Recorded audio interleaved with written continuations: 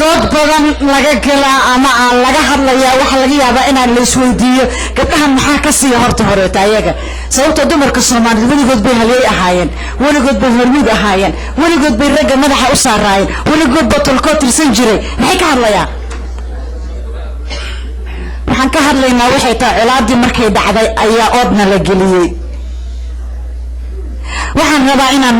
idin hor keeno gabadhii Soomaaliyeed ee ugu horeysay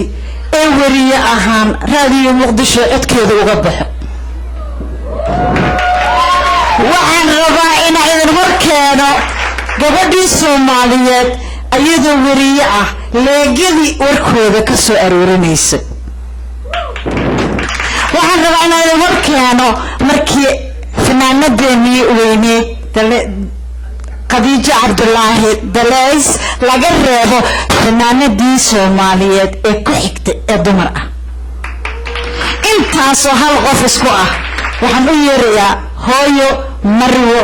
walaal gacal Faadimo Hira aad farxad ii gelinaysa oo runtii niyadeyda kor u soo qaadaysa markaan arko gabdhihii Soomaaliyeed oo da'yarta ahaa oo halkii halgankii ka sii wada waa mahad Ilaahay halganka markaan u noqdo intii marxaladood oo halganku soo maray gabar Soomaaliyeed oo qayb ka qaadani ma jirin marka aynu ka bilowno Sayid Maxamed Cabdulla Xasan dagaalkii uu isticmaalku kula jiray oo uu lahaa waxaad adduunyo rabtid iga qaado oo dagaalka jooji wuxuu yiri dalka malihid aniga ku iri doora weynaha anaa diiday maantuu lahaa adduunyo iga hooye anaan labada daarootan hore darajo moodayne haddaad doonaysaan inaad dalka aan idin maqlo bixiya qiimaheeda oo ah inaad dalka isaga baxdaan halgankaas dheer oo 21 sano socday gabar Soomaali gabar uu sayidku dhalay oo jamaad la oran jiray baa dayuuradu u horeysay oo lagula dagaalamay daraawiishtii dayuurad soo riday waa dayuurad waxay ahayd shiraac leh oo bombada inta saa loo qaado dhulka lagu rido gacanta loogu rido sagar ruuxiisu tabar ma lahayn markaas gabar Soomaaliyeed baa haytii dayuuradu u horeysay soo riday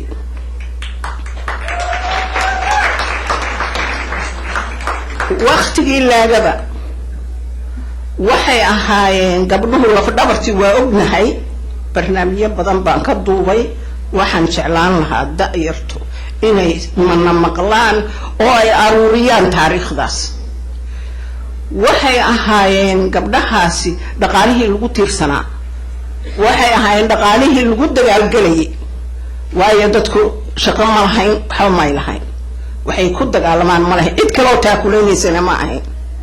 gabdhaha ayay ahay kuwii daabaca tolay kuwii koofiyadaha tolay kuwii cunada ay kariyaan soo gaday kuwii darmooyinka iyo dambiilaha falkinay daabaca tolay waxay gacanta ku tolaan bal soo gadayay oo leegada lagu dagaalgelinay fiir marna waan dagaalameynay marna dhaqaalihii lagu tiirsanaa bay ahaayeen dagaalkii qaybta ugu horeysay ku jireen dagaalkii dhagax tuur waxaad ogaataan raggu markuu dhagaxa tuuray oo xabadda loogu jawaabay dhagax iyo xabad markii la isugu jawaabay nimanku soo cararaan isku raran soo galaan xawar ninkii yaqaanay oo ay naftooda la soo cararaan laba gabdhood oo hoggaanka u ahaa Xaliimo Godane iyo Raaxa ayaan leh taariikhda laguma xuso waasi in lagu xusaa waa gabdhihii leegada dagaalamahayay bay ahayd oo dadka haweenka dagaalka gelinay markii raggu soo cararo waxay lahayd soo galgo garadayda hoosteeda anaa ku qarinay nin walba dhagaxu dib ula cararayay waayo wuxuu lahaa Xaliimo Godane oo garadeeda ma gelay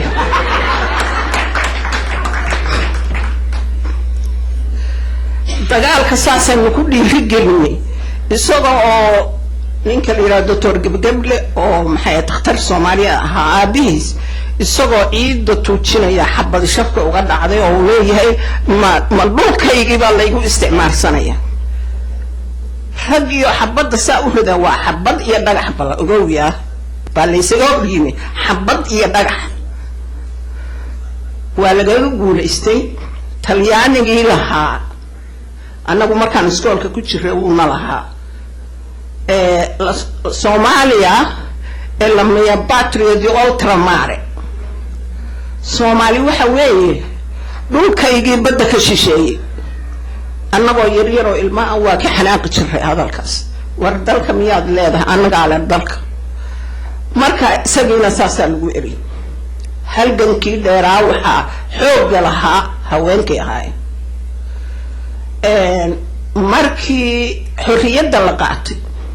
waxa la wixii halgamay oo dhan banaanka loo saaray waxba kama ay arag waxay isku qanciyeen haddii waddankeedu xor noqday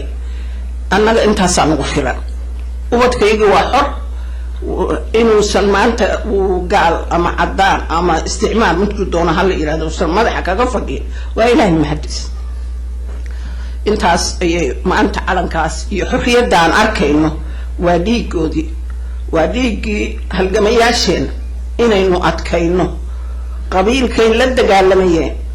oo ay xooga saareen qabyaaladu inay dhacdo oo aan qabyaaladiiba ay diideen waxay ogaayeen qabyaaladu firdhisay inay tahay waxay ogaadeen qabyaaladu inay naqisay waxay ogaayeen qabyaaladu inay isku kaaya dirtay waxay ogaayeen qabyaaladu inay maanta badaha nagu shubayso taas daraadeed waxay ogaadeen oo ay sii ogaayeen inay qabyaaladu sun tahay oo xun tahay xorriyadii kadibna markii dawladihii kala dambeeyay iyo kacaankii Maxamed Siyaad hogaaminayay waxay ahaayeen waxay u halgameen inay helaan qaybtooda waxa dhacday wasiiray noqdeen oo wasiirre ku xigeenay noqdeen haweenka Soomaaliyeed gurigii weynaa oo haweenku ku lahaayeen magaalada bartamaheeda Muqdisho oo haweenka guriga haweenka la oran jiray hadeerna la yiraahdo markii ugu horeysay aniga iyo Canab Maxamed Siyaad iyo Cambara Xaashi iyo gabar kale oo hadda magaceeda aan xasuusan fiyeerahan shaah ku gadnay oo nu sambuus iyo bur ku dubnay oo aan quraac ku subino qada ku subinay 60 kun oo Kenya oo Soomaali shilin waaga qiimo lahayd baanu ka soo aruurinay saldhig waxay ahayd guriga haweenka ay saldhig u ahayd in la dhiso haweenka gurigooda halgankiina halkaas uu ka bilowdo kuma ay khasaarin intii ka dambeysay haweenku ilba u furantay oo inay noqon karaan inay wasiir noqon karaan inay wasiir ku noqon karaan inay wax baran karaan oo aqoon yeelan karaan marka aniga nafahaantayda waxaan ka bilaabay fanaanad baan ka bilaabay shaqadeedii fanaanadii aan ka bilaabay anoo ilmo yar 14 sano jiray waxaan markaas la kulmay oo dalays iiga horeysay fanka oo aabaheed maalin walba calan loo soo qaadanayay oo lalaha gabadhaada heesta ka jooji waxaan noogu xigtay tuuriyo waa nala dhagaxayn jiray annagoo daqran annagoo dhiigu naga da'ayo annagoo bararay baanu tegi jiray raadi Muqdisho oo ka heesay si ay gabdhuhu u heesaan waayo niman kaliya heesi jiray niman kaliya riwaayadaha manaag mateli jiray waxaan ku khasabnay in ay gabdhuhu heesi karaan oo hal abuur yeelan karaan oo ay mateli karaan markii wax aanu albaabka u furnayna inta kooxo oo ka soo baxday ciidaasi ka badnaay waan ogay waayo waxa weeye waxa lagu qiimeeyaa sidii gabadha hadda halkan kan buraan burayso kale bulshadu waa inay buraan burtaa waa inay gabaydaa waa inay niyadooda cabirtaa soo jeedisa kicisa wixii lagu kicin jiray xataa waxa gabayada iyo murtida waxa la yiraahdaa afku wuxuu la xoog yahay magliga xawda ka jira mindida ugu af badan ba afku la mid yahay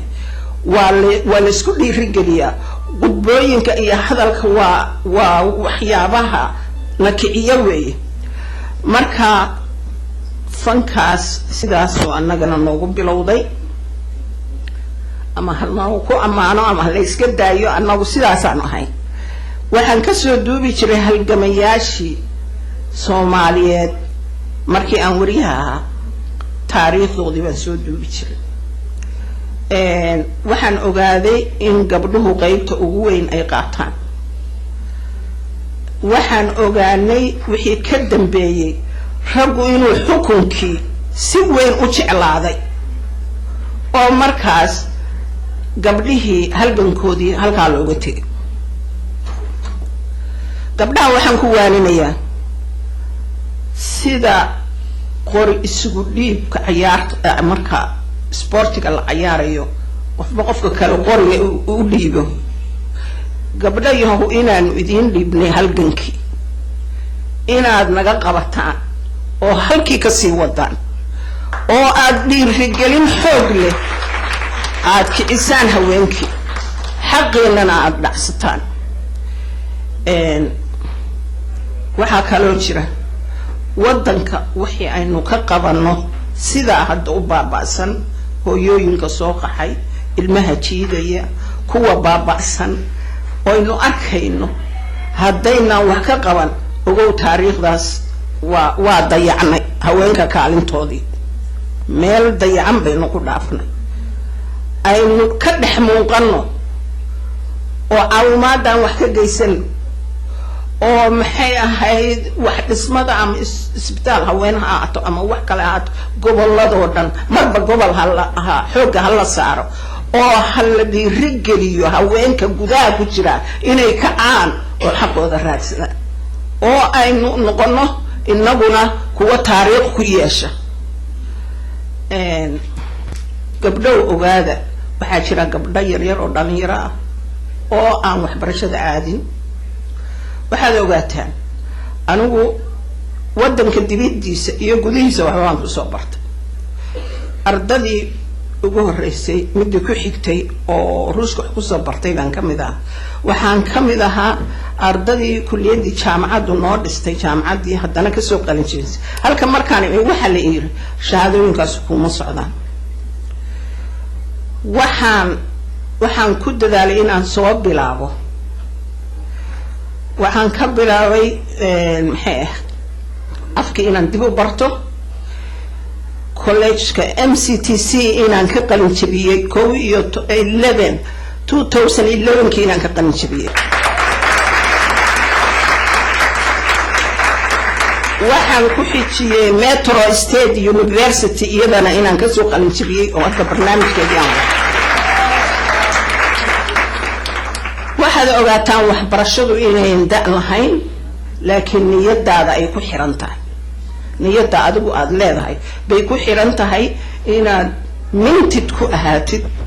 oo aad goosatid inaad wax baran kartid ayaan ahay ayay labaad baan ahay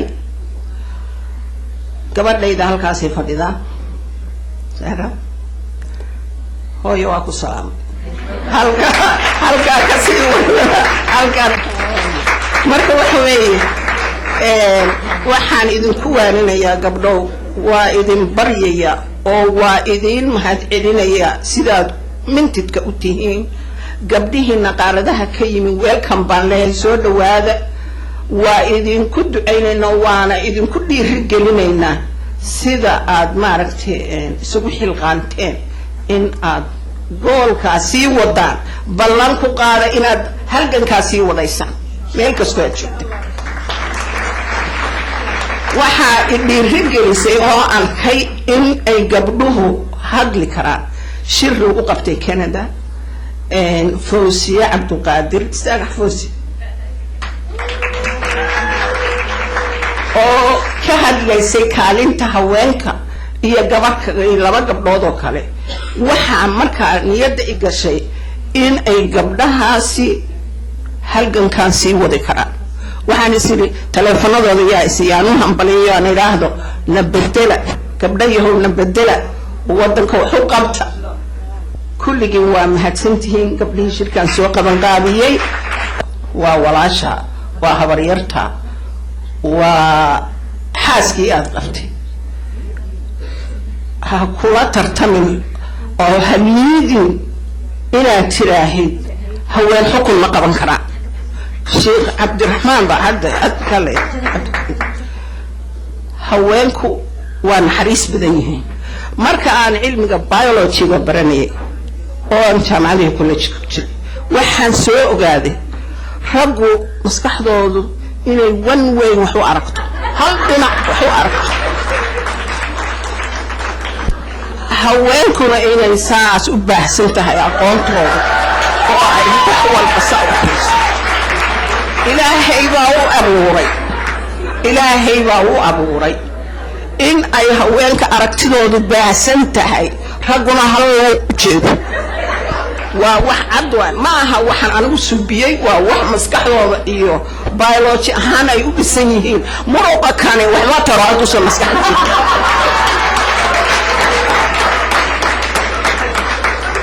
marka waxaan leeyahay waa laydinka taagti ka badan yahay laakiin haweenku miday ku dhaliilan yihiin waxa weeye war raggan innagaa xukunna innagaa kicin karra fariisin karra innagaa qabiilkii u horseen nimankii loo sheegaa innagaa dejin karroo diidi karra aynu waddankeena u kacno idinkuna u kaca dantiina arladan aynu hadda u soo qaxnay hadal iyo maaragtay waa waqti laga tegay weeye cilmigaa lagu hadlayaa waraaq kaliya un baa lagugu soo hadlayaa haddaad tirahay hebelow ii akhri weligaa ag fadhidid hadda waxa weeye waa lagaa tegay weye marka waxaan idin leeyahay walaalayaalo waxbarashadana aan ku dadaalno dalkeenna inaan daryeelo iyo danteena iyo caruurtii ha ku abaabin oo keliya iskuul keliya dhaqankii bar oo afkii bar oo maxay ahayd ilmihii maxaad soo baratay iyaa kula hadla daba joog haddii kaloona adigu gacanta ku haynin mid kalaa gacanta ku qabanaya marka halkaasay ku baaba'ayaan iyaguna afka bar afkii bar ilmo yar oon xa iyo karin baa buuxa hadda oo aad moodaysid sida oromadu u hadasho kale iga raaca oo oranaya waxaan ku iri oo faaduno samiya ma taala oo kale ma joogtaa weeye hadda ma taala marka af Soomaaliga hala bara caruurta haweenkuna hambal iyo gabdho hambal sansaanteeda haraacin waxaan kuu sheegaya dhageyso taas waxa ma tarayso waxa qofku samayso oon baa loo daysan karaa waxa ay sheegayso waxa ma tarayaan wax indhaha way qabtaan baa laabta u daadega aan walaashay eedaday hooyaday waxay tiri maraq waxa ma taray hadaan xisku shaqeyn waa sababta aan u haysano aqli cod iyo cudud midaysan cudud ugu dambayso sababta aqliga haduna shaqeynin asadna qowl wanaagsan horta aadan samaynin muruq wax ma taray haddana waxaan u gudbaynaa dhankii suugaanta